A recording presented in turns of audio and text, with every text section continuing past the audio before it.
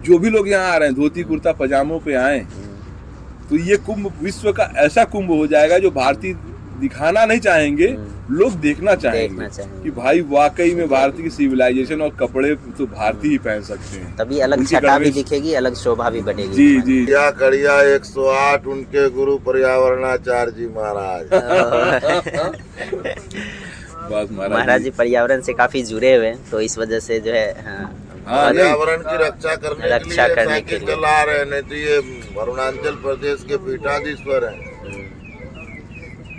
महाराज जी अभी तक आपने कितने पेड़ लगा दिए होंगे?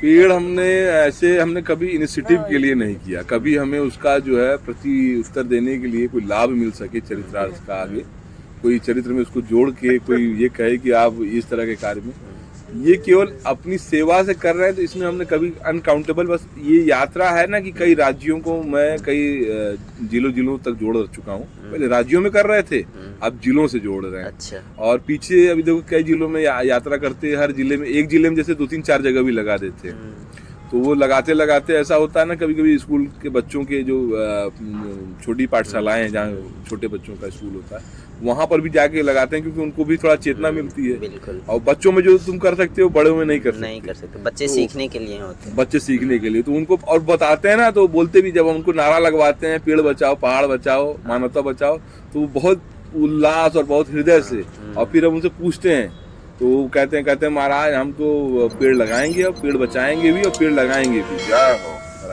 हो। वृंदावन के घाटों पर भी मैं अभी गया था, अभी पीछे भी पेड़ लगाने के लिए, तो केसी घाट पर था, तो वहाँ पर कोई विदेशी लोग बैठे हुए थे। अच्छा। वो बोले बाबा जी आपके साथ फोटो ले सकते हैं? उन्होंने बोला व्हाई नॉट, आप बैठो। खूब बढ़िया उन्होंने फोटो सेशन की, और पीछे जो बैकग्राउंड था वो केसी घाट के पुराने जो मेनामोंट्स थे उनका वो लेके उन्होंने प्रारूप मुझसे कहा कि आप इस फोटो को देखिए। तो बहुत अच्छा लगा वो, जब ना हमको लगा कि हम इतना सुंदर, वो उन लोगों ने भारतीय गणवेश वो सब पहन रखा था, मुझे बहुत अच्छा लगा, उसमें आकर्षण लगा।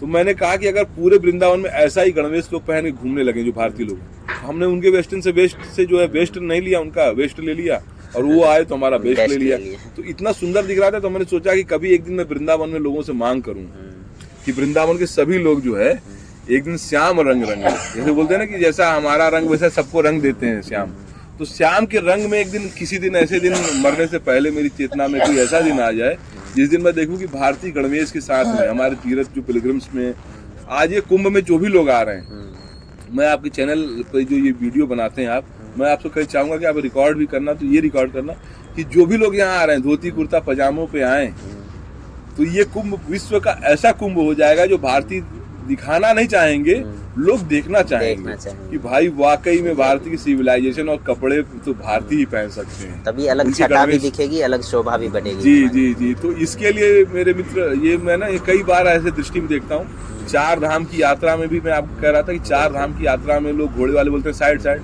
तो मैंने उनको भी कईयों को समझाया कि तुम हरिओम बोलो सीताराम बोलो, तो लोग जो है गुस्सा भी नहीं होंगे और इसकी गूंज चलेगी। तो कई जगह हमारी भाषा की त्रुटियां और कई जगह जो भाष्य है उसको ठीक करने के लिए समाज में जो बोधी लोग हैं, जिनको कुछ बोलने का कुछ थोड़ा मोड़ा जीवन में उन्होंने कुछ रख रखा है अनुभव, तो वो लोगों को समाज में जागृत करें। इसीलिए साइकिल यात्रा से जो हमको लगता है हम जागृत करते हैं। अब किसी एक जगह कथा करके या कोई बात कह के मंच से हम लोगों को उतना नहीं कह पाते जो बात हमारे अंदर में थी, पर जब जगह जगह मैं ग्राउंड में जाता हूँ एकदम रियलिज्म में, जहाँ पर जमीनी स्तर पर, तो उस जगह पर ये इसका अनुभव मुझे रहा कि मैंने कईयों को चेतन किया। कईयों ने पेड़ पौधों के बारे में जागृति की, नदियों के बारे में, जीव जंतु, कितने जगह आग लगा देते हैं, कितने जीव मारे जाते हैं, भागते हैं उससे निकल के। मैंने सड़कों पर ना साइकिल यात्रा पैदल यात्रा में ये देखा कि गाड़ियों से टकरा के कितने जीवों का ना वहाँ पे जो है वो शरीर रोड में चपटा हो जाता है। तो ये सब देख देख के बड़ा वो दुख होता है कि मानव आदि मानव से मानव बनने की तरफ की श्रृंखला का ये विचार कहाँ से कहाँ प्रभावित है। और विकासवाद में प्रकृति को ठीक ठीक रूप से हम नहीं समझ पा रहे हैं कि प्रकृति के बिना हमारा अस्तित्व नहीं है। और ये सभी जानते हुए सभी अपने अपने प्रयासों में कुछ प्रयास नहीं कर रहे हैं। यही मेरा अपना छोटा सा प्रयास, मैं सभी के प्रयास से जोड़ना चाहता हूँ। ये कोई मेरा व्यक्तिगत अपना वो विचार नहीं है। ये धरती वसुंधरा, आप भी धरती के लाल हो। बिल्कुल। तो हमारी माता का ऐसा लोगों ने ऐसा वो कर दिया दोहन। आप देख रहे हैं कि जीवों के जो पर्यावास है, नदी नाले जहाँ पर, उनके अंदर जो है आर्सेनिक, फ्लोराइड, मर्क्यूरी जैसे ऐसे केमिकल को बहा के उसके अंदर में उनका जीवन इतना प्रभावित कर दिया जाता है। आप देखो कभी उसमें छोटे मोटे जीव जंतु होते हैं, बहुत सारे उनके जीवन को ही हमने बदल दिया। हमने अपना घर बनाया पर उनके घरों को जो है ऐसा बदल दिया, वो बेचारे कह रहे हैं कि बताओ ये मनुष्य हैं, इनको सबसे ज्यादा मूल अधिकार है ब्रह्मांड पे। तो मैं ब्रह्मांड स्तरीय कोई बात अगर जैसे यूनिवर्सल ट्रूथ की बात है, तो आप किसी आख्या मीमांसा न्याय दर्शन में बड़े लोगों को बैठा देते हैं, वो खूब आपको उदाहरण पूर्ण कह देते हैं, एग्जाम्पल वाली बातें कह देते हैं, पर सत्य सभी जानते हैं। हमारे देश की जो वर्तमान की जो परिस्थिति है, हमारे यहाँ वर्तमान में वुमन एम्पावरमेंट की, महिला सशक्तिकरण की बात हो रही है।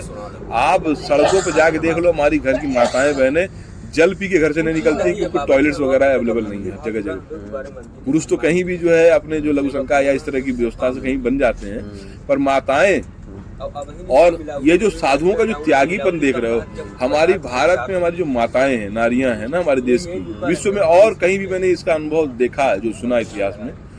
मैं देखता हूँ कि आप शादी करके ले आते हैं, वैवाहिक प्रणय सूत्र के बाद से एक संबंध बना के किसी स्त्री को अपने घर ले आते हैं, तो वो आपके यहाँ आपके पास रहती है, आपके साथ रहती है, और जब उसकी मृत्यु होती है तब वो दहलीज के बाहर निकलती है।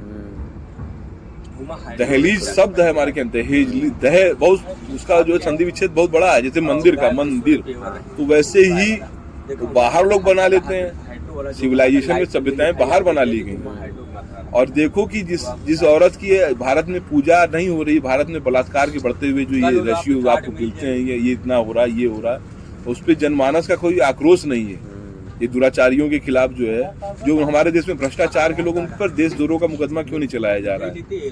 समाज में जो पढ़े लिखे लोग हमारे के यहाँ देश के काम नहीं आ रहे हैं, देश की ये दुर्गति हो रखी है, उसको ठीक करने के लिए समाज के नए कानूनों का निर्धारण करना चाहिए। पहले राजतंत्र में ऐसे लोगों को देशद्रोह की श्रृंखला में देते थे, देश निकाला दे देते थे। और हमारे जो आप जानते होंगे, विदुर जी का नाम सुना होगा आपने चाणक्य का नाम सुना होगा, अगर थोड़ी मोड़ी की जीवन में पढ़ाई की होगी इससे आप लोगों ने उस विषय में, तो वो लोग भी कहीं महामंत्री और राज्य के मंत्री रहे, तो उन्होंने कभी भी अपने जीवन काल में महलों में वास नहीं किया, कुटिया में रहते थे। अभी दिल्ली के जंतर मंतर पर मैं विरोध करने गया था इस चीज को लेके कि भाई अगर इस देश में आप नया संसद भवन बना रहे हैं तो उसकी आत्मा चाणक्य और विदुर के जैसे रखिए ना।